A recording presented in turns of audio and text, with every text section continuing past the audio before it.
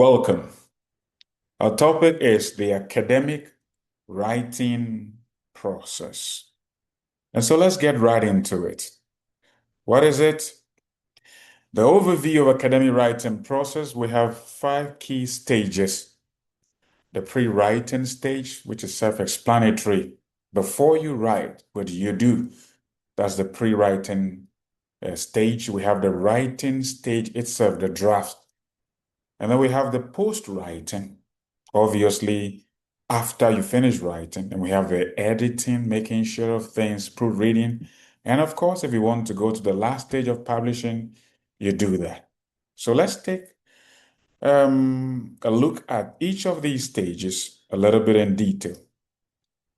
Now, the pre-writing stage, you have to think about the purpose, the goal, what is driving what you want to write. So you have to have a clarity of thought.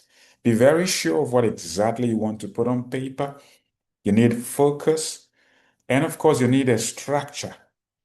If it's a composition, as we discussed in the other videos, it means you have to focus on an introduction, the body paragraphs, and a good conclusion.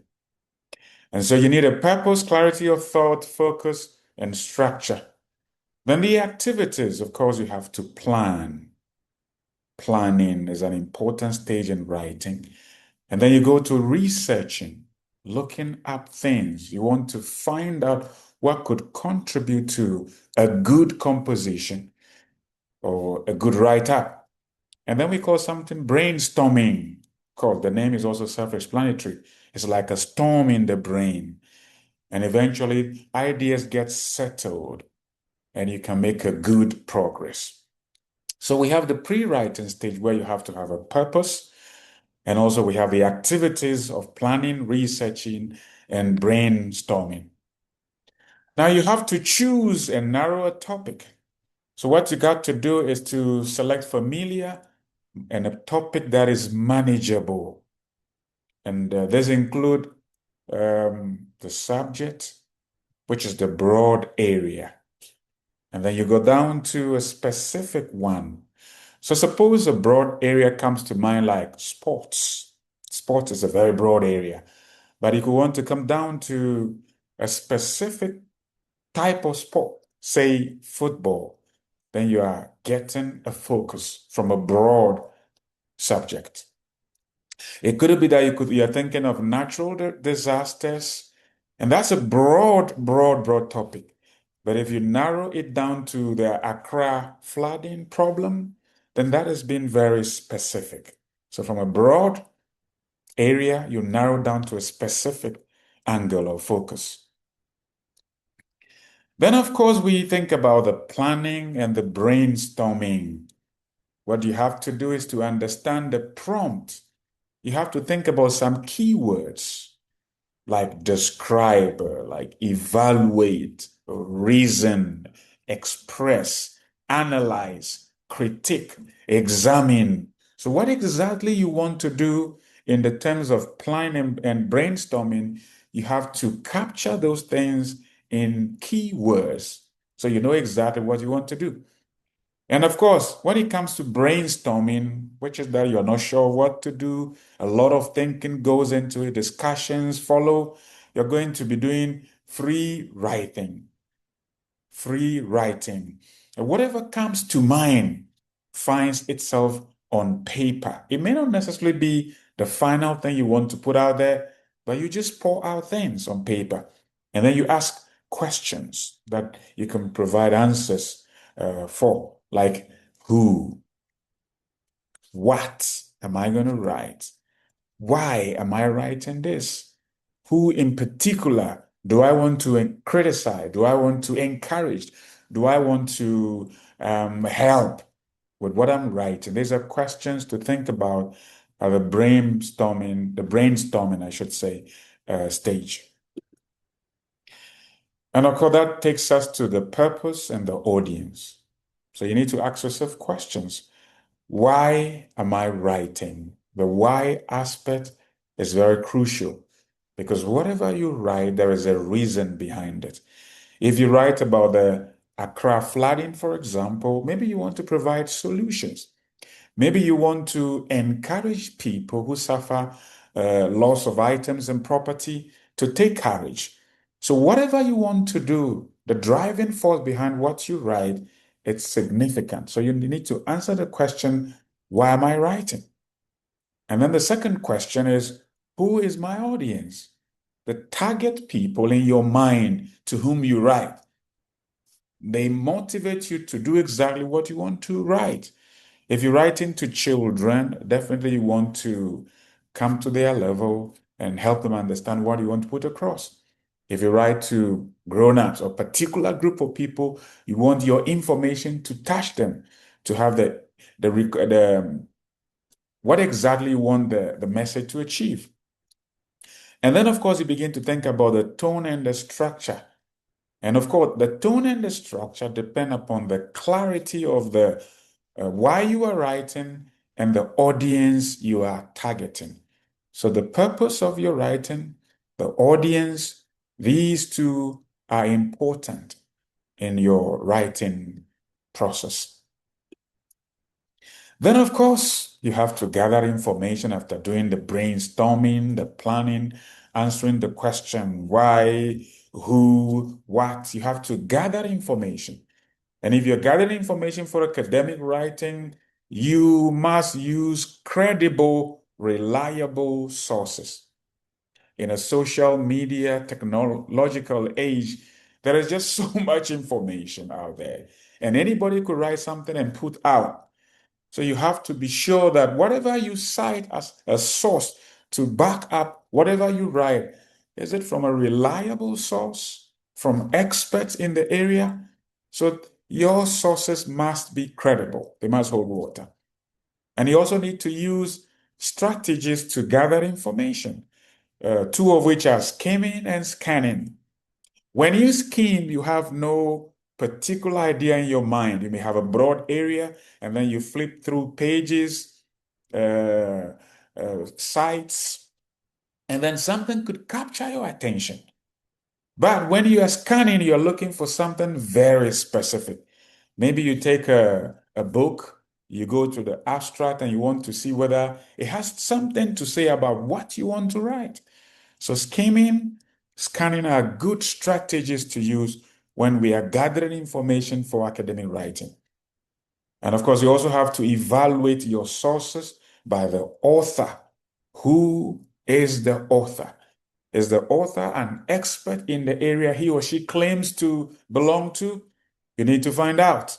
And of course, the date, the abstract, even the references. In the modern age, AI can cook references, and that needs to be taken seriously. To cite non-existent sources, it's wrong, and that's almost a crime. So you have to be sure exactly of the author, the dates, the abstract, and the references you cite, that they are all credible to avoid any problem, academically speaking. And then we come to the second stage of writing, which is writing itself. If you want to be a writer, write. So you go to the second stage, writing, with drafting. And what do you need to do? You begin with a clear thesis statement, the most important sentence, what the whole composition, the writing process is about. It has to be precise. Clarity and precision in stating the thesis statement is key, very key. And then you have to start with introduction or body, whichever works. Remember, this is a draft. In the final structure of your writing, of course, the introduction comes first. But in the drafting stage, whatever comes out from the heart first, put it there. And you just have to restructure things at the end. And so you don't aim for perfection, just express yourself freely as you do during conversations or chit-chatting with your friends. You pour out your heart. So the drafting stage is a pouring out of yourself on paper. Whatever comes first, either the tail, the middle, the backbone, whatever comes first, let it roll so you can express yourself freely at the drafting stage. Remember, this is a stage just you're drafting information. And then you have the third stage, which is the post-writing. Of course, you revise that stage, you are done, and you begin to do revision. Okay, then you step back to gain fresh perspective. You step back from what you have written because you want to pay attention closely and be able to tell that, oh, this is a masterpiece. Oh, that place needs a little readjustment. This place needs a little retouching. So you step back because you want to improve. And what do you improve? You want to be sure that what you write is clear, clarity. You want to check for coherence. Whatever you put down on paper, does it result to a uniform whole? Is it meaningful that you can find a string of lines from the introduction to the end and have a meaningful story? If that is the case, then you have a lot of coherence, which is good for any writing. And then, of course, relevance. Relevance. What you have written, is it important?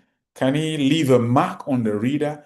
Can it achieve exactly what you want it to achieve?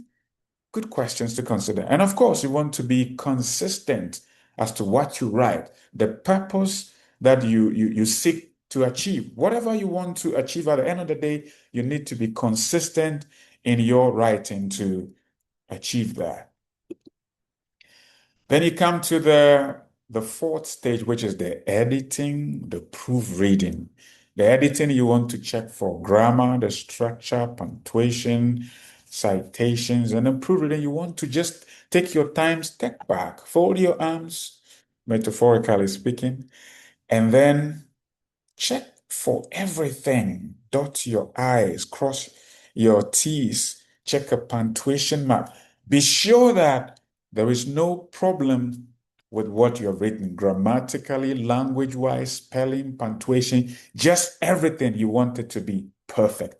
Sometimes you can seek help from a friend or a colleague that can help do the proofreading for you. So you check spelling, formatting, typo, and all these things. Now, the final thought for the writing. Writing is iterative, which means that there needs to be a link that can link up everything that at the end of the day, it's like a cycle. Okay. Things are not just put on paper anyhow. There needs to be a link that you can look up what you've written and give and summarize it in a single sentence. So each stage builds upon the last. And of course, you have to aim for clarity. You have to aim for your purpose. And of course, professionalism. What you write finally should be exactly what you yourself are on paper. And of course, you want to make a good name or make a good image of yourself. So when you write, take all these processes seriously, and your final output would tell exactly people what you want to put across, and then you can have a successful writing. Thank you very much. Have a wonderful time.